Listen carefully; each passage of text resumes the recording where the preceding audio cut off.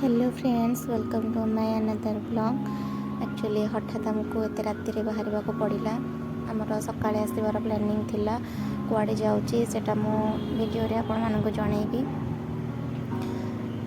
सकाळे ही आसबार planning थिला किंतु हठात एत हड़बड़ रे बाहर के आसछु जे मो कंप्लीटली भी मोर ब्लॉगटा मो बनई पारलिनी। मो किछ अलगा करी बोली भाबिथिले किंतु भाबिली किछटा बनई देबी। आशा करछि मो वीडियोटी आपण मानको भल लागिबो।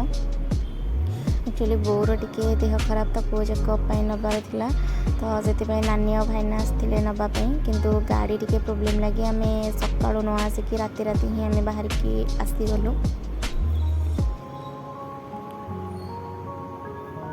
एबे आम रास्ता चा पीवाई टे रही कारण समस्त निद प्रबल जोर लगुला। भाईना को तो बहुत निद लगुला, से गाड़ी ड्राइव कर पार नथिले। अबे आम चा पी कि बाहर। एक्चुअली लेट नाइट रे माने रोड साइड रे टिके राति रे चा पीवार मजा ही किछ अलग थाए। भल लगिला पी कि फ्रेश भी लगिला, हेले भी बहुत निद लगुला। एबे आम खोर्धा बाईपास पहुँची गलुनी। एक्चुअली आम आज राति भुवनेश्वर रहबू आउ नेक्स्ट डे आम कटक जीवु चेकअप करने बोर।